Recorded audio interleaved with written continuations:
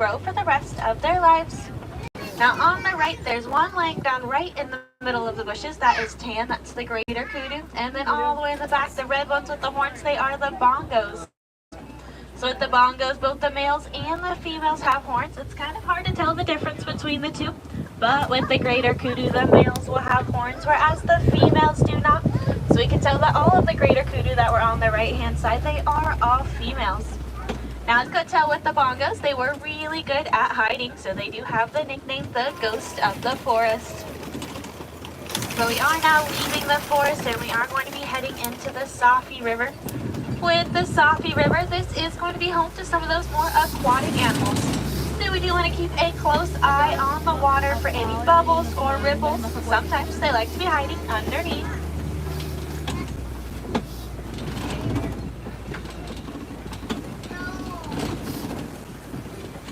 Over here on our right hand side, there are a few pink-backed pelicans. Now you might be able to find a few Nile hippos down there as well. Starting with the pelicans, they do get their name because during mating season, their backs, the tips of their beaks, and their cheeks, they will all turn pink just as though they are blushing. Now they do also have a wingspan of about 9 feet, so that is about just as long as that canopy above your head. Now there are 2 hippos right there on our right hand side, and it does look like the rest of them are over here on our left. Now as you can tell with these hippos, they do spend most of their time all the way under the water. This is because they can weigh up to about 5,000 pounds. That can be about just as much as a car. Now a group of the Nile hippos, that is going to be called a bloat.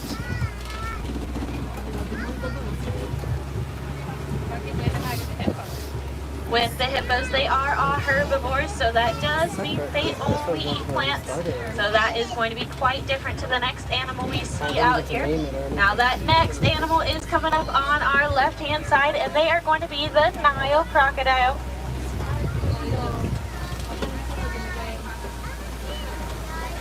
Over on the left, we can see some of those crocodiles. Now they are going to be one of the largest reptiles in Africa.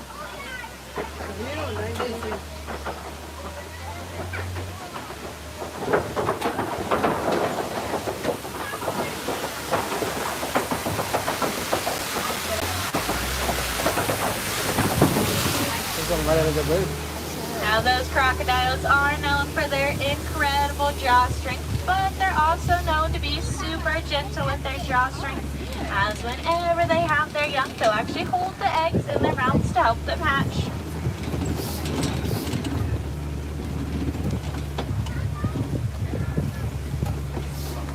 Now coming up on our right hand side, we are going to see that large tree. Now that is the baobab tree.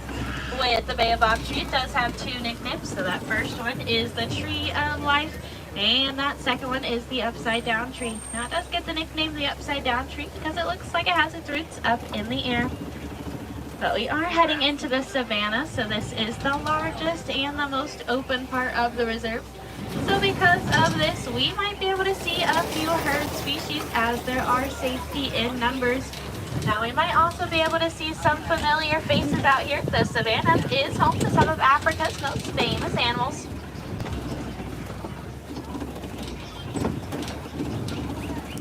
What are we gonna see? It does look like there are some familiar faces out here. So on our right hand side, they're going to be those Hartmann's mountain zebras. With these zebras, it does look like they're all kind of spread out right now. So as we come around, you will notice that their stripes don't quite reach all the way down to their stomachs. So they do have that white belly. Now, whenever these zebras are born, they are born with their legs about as long as they will have for their whole adult life. So it does make it incredibly awkward when they're first born, as they are just legs. But it does help them later in life to reach great speeds to get away from predators.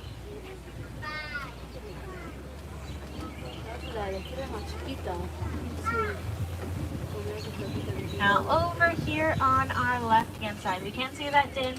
Now the din does belong to the African painted dogs. Now they're not really good at hiding, so there's a good chance they are laying down completely flat behind their din.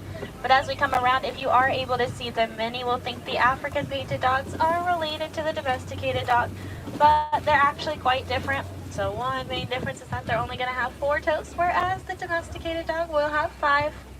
Now they are way out in the back, laying completely flat right now.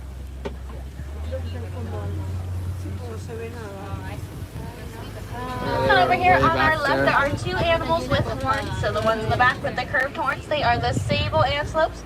And then the ones a little bit closer with the big horns, they are the Ankole cattle. Now with the sable antelopes, they are Africa's bravest species, as whenever given the chance for fight or flight, they will almost always choose fight. Then with the Ankole cattle, they are one of the only domesticated species out on the reserve. You might think their horns are incredibly heavy, but they're actually really light as the inside is hollow.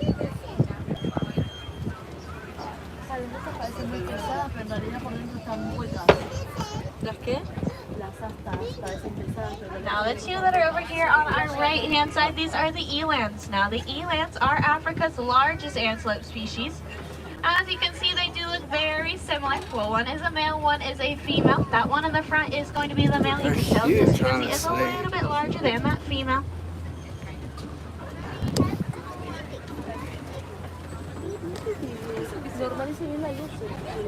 But we are coming back around to the rest of those zebras. A group of them is going to be called a dazzle. And to answer everybody's life question about these zebras, they are all black with white stripes. And we can tell that because all of their noses are black.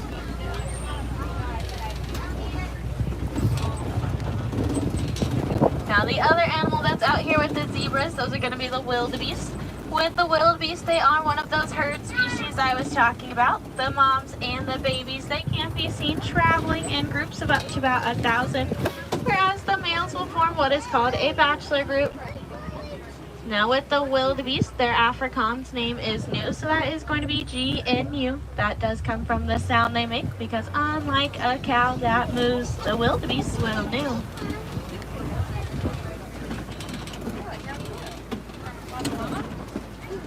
Then there are a few really small brown and white antelopes laying down right in the middle out on our right hand side. Now those are going to be one of Africa's smallest antelope species, so as you can imagine, it can be hard to find them out here. They do only get to about 2 feet at the shoulder. They are all curled up right now, so they are a little bit harder to see. They are the springbok. The springbok get their name because they can spring straight up into the air about 6 feet, or they can spring forward about 13 feet. And then that next familiar face over here on our left, they are the Maasai giraffes. With the Maasai giraffes, they are the tallest animal in the world, so those adults do get up to about 20 feet tall, and those babies are born at about 6 feet tall. They use their incredible height to reach the tops of the trees to get whatever leaves they may want. They also have really good eyesight, so that does help them see predators coming from great distances away. Now you might notice most of them out there are probably eating. They do spend most of their day eating, and they only save 30 minutes a day for sleep. Now that we have made this turn, we can see a few more of those baobab trees on the left and the right. With the baobab trees, they do get that second nickname, the tree of life, because they can store lots of water. So we can think of them as nature's water tower.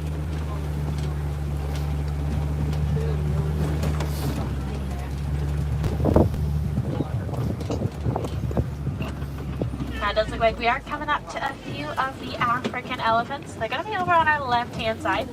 Now as we come around to these elephants, you are going to notice that they do have some incredibly large ears. There is also a baby out here, so I don't know if she's going to stay where she is, but right now she's right in front.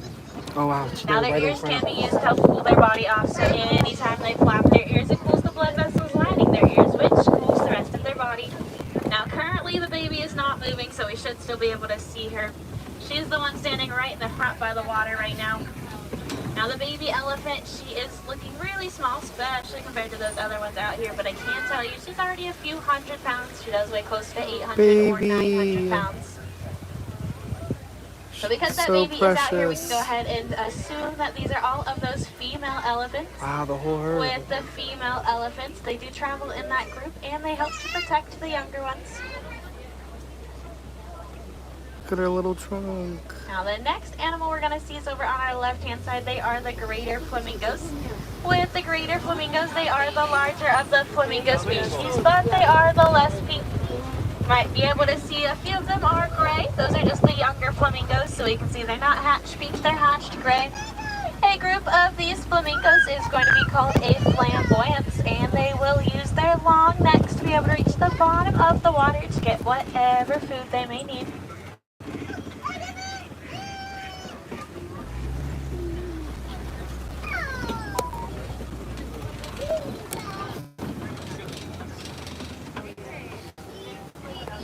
with the baby. Now it does look like all of the white rhinos are coming out. Now most of them are sleeping, but there's one walking around. They're going to be all on that left-hand side.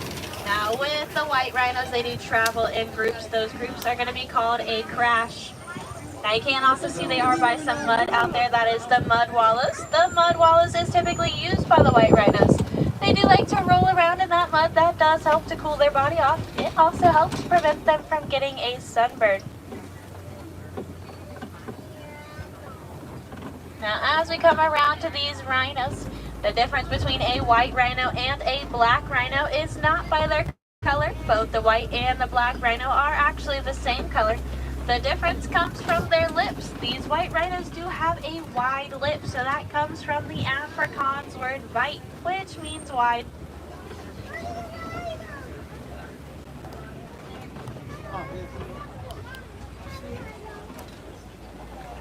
And then as we finish out the turn, also on our left-hand side, there are a few cheetahs up there. There's 3 laying down right now in the middle of the trees. With the cheetahs, they do typically have some pretty good camouflage skills, so at times they can be hard to spot. Now they are going to be one of the fastest animals in the world. They can go from 0 to 60 in just under 3 seconds. And unlike any other big cat that roars, the cheetahs will actually meow and purr, just like the common house cat. Does look like there's a few more laying down out there behind the bushes. And if you have been on the safari before, then you do know what is coming up next. So we are coming up to the Kopi Rocks. With the Kopi Rocks, this is home to a few of those lions. I can already see the top of one of their heads is laying down right here on the rock. So there are 3 lions out here, 2 females, 1 male. Does look like this might be the male right here. Now, as you can tell with these lions, they do lay completely flat, so at times they can be hard to find.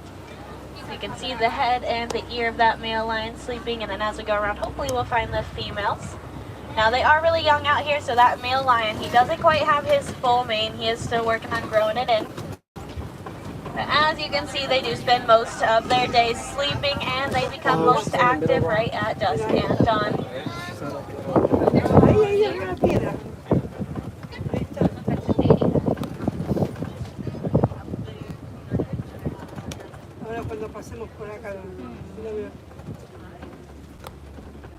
Now with these lions, because they are all really young, they still haven't quite figured out how to roar yet, but when they do get a little bit older and they are able to roar, a lion's roar is pretty cool to hear. You can hear it up to about 5 miles away.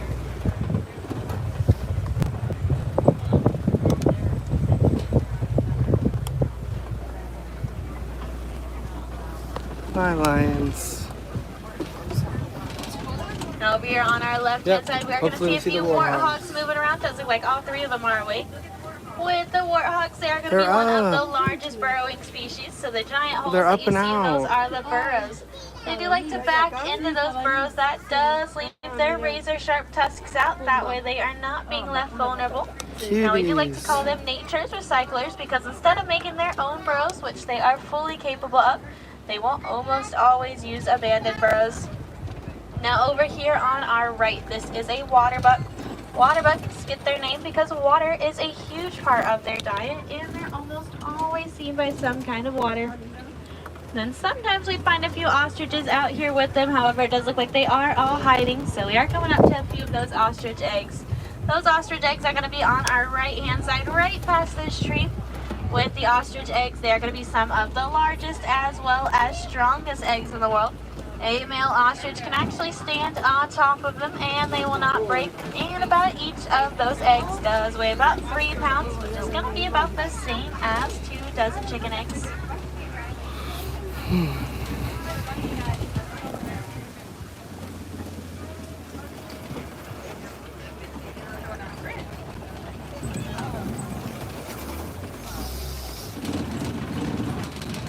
So we are now heading into the Nagati Glen. So this is home to the warden's post. It is also home to a few of the warden's pets.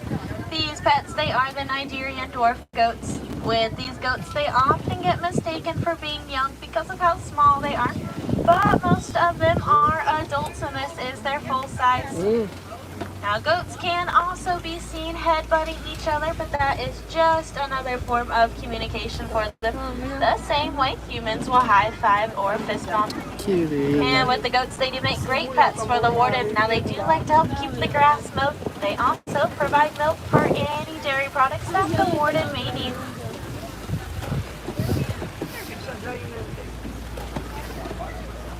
But it does look like our safari is coming to an end, so I really hope everybody saw some cool animals and learned some new things.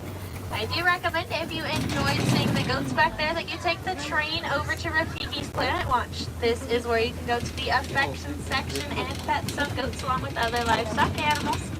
Over at Rafiki's Planet Watch, you can also join in on an animation class where you can learn to draw some of your favorite Disney characters. Now, if you wanted a few more animal experiences out here in the park, there are 2 walking trails. That first one is located right at the exit of the park. That is the Gorilla Falls Trail. The second is located over in Asia. That is the Maharaja Jungle Trek. Now, with both of these trails, they are fully accessible and they allow you to view animals at your own pace. They do allow you to see some animals that are out here on the safari, like the hippos with an underwater viewing area, and some that are not on the safari, like the gorillas and the tigers. Now, if I had any wilderness explorers on board, you were riding on the Simba one. The Simba one is that code word that you need to be able to get your Simba sticker. one. That sticker is going to be located right at the exit of the safari. Now, we are just waiting for a few of these trucks right in front of us to get unloaded, but once they do, then it will be our turn to unload as well.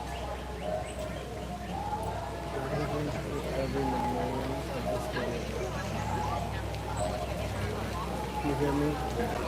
You're in charge of changing the name of this line. And adding a description and everything.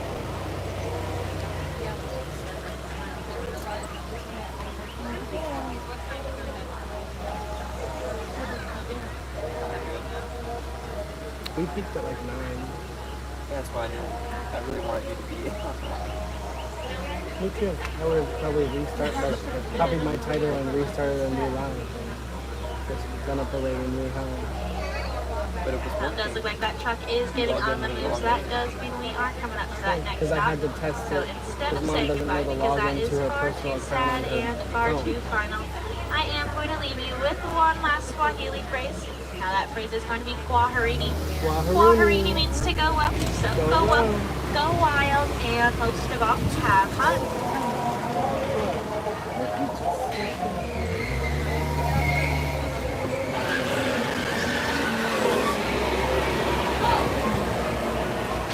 Now if you're on the right, watch your hands over speed lights, doors are opening, and Thank you.